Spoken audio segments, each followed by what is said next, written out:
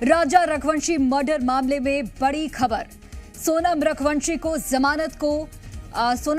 की जमानत को सुप्रीम कोर्ट में चुनौती दी गई है। मेघालय सरकार ने किया सुप्रीम कोर्ट का रुख। राज्य सरकार की ओर से जल्द सुनवाई की मांग की गई है। एसजी तुषार मेहता ने कल सुनवाई की मांग की है। जस्टिस सुंदरेश की बेंच के समक्ष ये मामला पहुंचा है। सुप्रीम कोर्ट ने जल्द सुनवाई का भरोसा दिया है। तो ये बड़ी खबर आप तक पहुंचा रहे हैं। राजा रघुवंशी मर्डर मामले से जुड़ी बड़ी खबर, सुप्रीम कोर्ट का रुख किया गया है।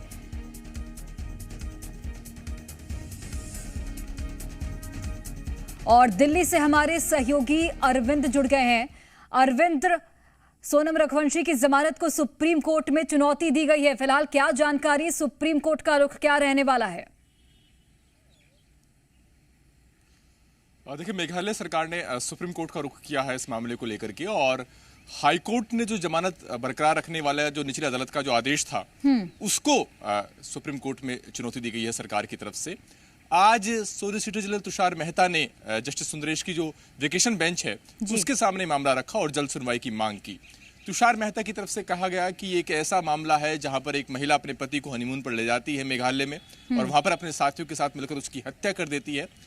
2 बार उसकी जमानत अर्जी सिर्फ इस आधार पर खारिज होती है क्योंकि कोर्ट को ये बताया जाता है कि इस बात की आशंका है कि वो ट्रायल को छोड़ करके भाग सकती है। लेकिन इसके बावजूद बाद में इस तकनीकी आधार पर उसे जमानत मिल जाती है कि गिरफ्तारी के पर्याप्त कारण उसे नहीं बताए गए, और साथ ही जो दस्तावेज गिरफ्तारी के थे और जो दूसरे दस्तावेज थे उसमें एक धारा को गलत तरीके से लिखा गया था। तो ऐसे में तुषार मेहता का ये कहना था कि सिर्फ कुछ तकनीकी वजह से, कुछ तकनीकी खामियों की वजह से जमानत नहीं दी जानी चाहिए। ये हत्या जैसे संगीन मामला है और अगर जमानत बरकरार रहती है तो इस बात की संभावना से इनकार नहीं किया सकता कि सोनम रघुवंशी ट्रायल छोड़ करके भाग सकती है।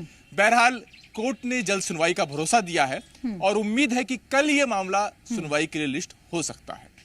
इस मामले में जो निचली अदालत का आदेश था उसको हाईकोर्ट ने बरकरार रखा था और हाईकोर्ट ने का ये कहना था कि पुलिस ने कहीं सही तरीके से केस के तथ्यों को कोर्ट के सामने नहीं रखा।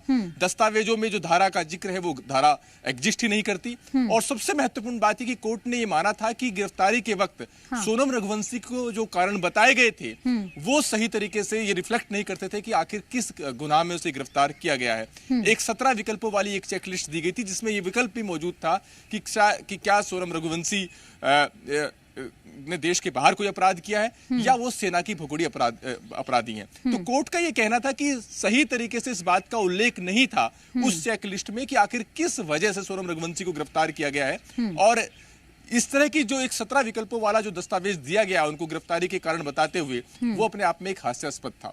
तो कहीं ना कहीं इस आधार पर सोनम रघुवंशी को जमानत मिली क्योंकि कोर्ट में पुलिस की तरफ से दस्तावेजों में तकनीकी गड़बड़ी रही और साथ ही गिरफ्तारी के वक्त जो कानूनी प्रक्रिया थी उसका पुलिस ने पालन नहीं किया गया।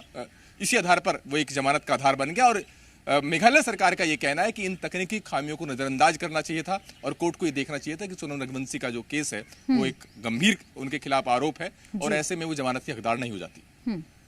चलिए, बहुत धन्यवाद आपका अरविंद, जानकारी हम तक पहुंचाने के लिए।